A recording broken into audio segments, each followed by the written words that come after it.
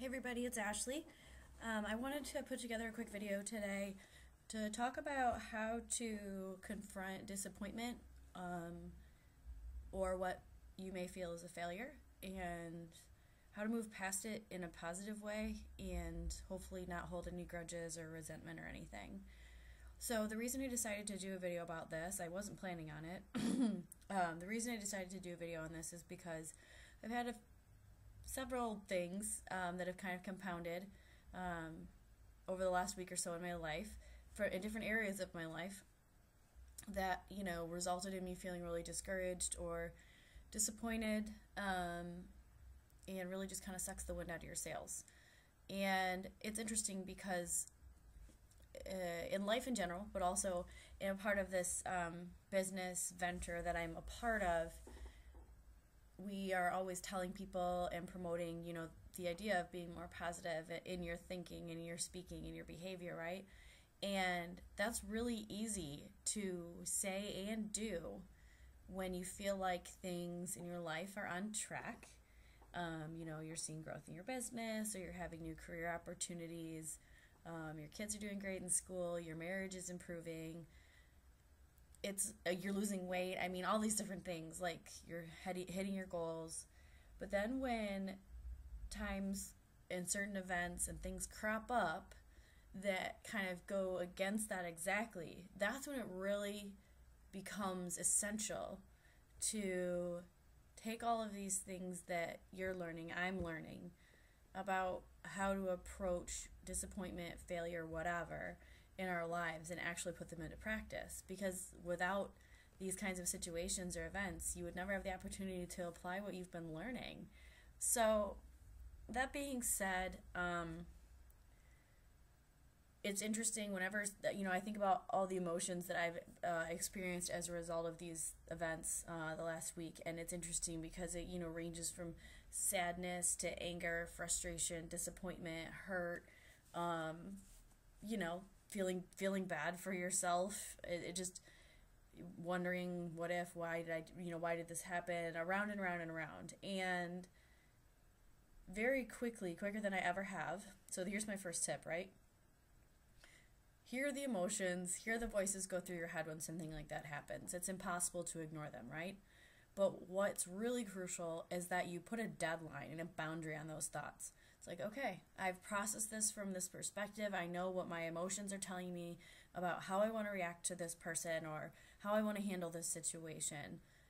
But those are just my emotions. So tip number one, try to separate yourself from your emotions. I know that sounds challenging, but it really isn't, because your emotions are, in my mind, they're just another sense that happen to be stored in your brain. And even though at times they can be very powerful and very suggestive, it's important in situations like this to separate yourself from them. Like, acknowledge them as emotions, not acknowledge them as fact and truth and what you have to do. So my second kind of tip, or I guess habit, that I'm trying to adopt is to build on what I said initially, but you want to think about, how will this situation impact me in 6 months? How will it impact me in a year? How will it impact me in 5 years? Will it impact you? Odds are probably not, even if it's something that's fairly significant, because life takes all sorts of twists and turns. And we think that we have a plan, we have goals, but then stuff happens. And it just doesn't happen that way. So we have to be willing to accept the fact that there are, we always talk about the bends in the road, or, the dips in the roller coaster, and talking about it's one thing, but accepting them when they actually come to pass is a totally different thing. So that's kind of my second tip, is, acknowledge this experience from a perspective of looking ahead. How am I going to feel about this? And it may completely, hopefully, will reframe how you're thinking about it now. So my third tip on kind of what I'm doing to try to rally back from these things is I am doing something like this. I'm making a video about it. So I'm trying to take something that's been really negative for me and make it a positive for myself, because it's therapeutic to get this out, even though I'm not being specific. But it's also, I'm hoping it's also beneficial to others. who may find themselves in a position where they're just feeling discouraged, disappointed, hurt, whatever, a little bit lost, and saying, okay, like, here's some concrete things that I can do or try to train myself to do to take something like this and use it for growth or for an opportunity or a benefit for me. And to also, like I said, implement a lot of those things that we learn and, as we're trying to better ourselves and be more positive people.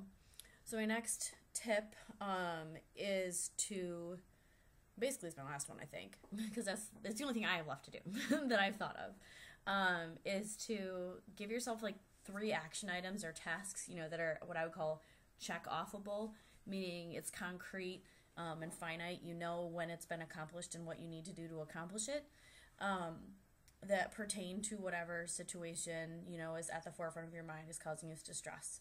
And the action items should be primarily focused on what you can do, not on what you can't do, not on what's already happened, or not what you want to do, or, do to someone or say to someone. What can you do to take the emotions you're feeling, to take this experience and put it in as objective of mindset as you can. Separate yourself from your emotions and turn it into something that is going to be beneficial for you, and even more so beneficial, hopefully, for other people. Because if you can do that, you'll suddenly find the thought of this situation or event is much more palpable to you, much less stressful, and hopefully you're able to regain your focus on what really is important that much more quickly. So I guess I'll just close with this. Life is not perfect. Even when it seems like we've got everything together, we know where we're going, it seems like a clear path, things happen. And it's not always predictable, but the only thing that you can control, you can't control where these dips and dives come in, right? We can't. The only thing you can control is, what do you do next? What is your next move? And that is definitely what separates the average person from a not average person. And I mean, like, up here, okay? So I encourage anybody who's, experienced something like this, is or potentially will be, because we're all going to experience this feeling in our lives, especially when we're, pursuing really high aspirations and, are very driven and motivated. It's hard sometimes to have the wind let out of your sails a bit. It's humbling. It's good for us. But what's most important is controlling what we can control, focusing on what we can actually do so that there's action tied to our thoughts, and just learn from this experience going ahead. Thanks so much. I hope this helps. Take care.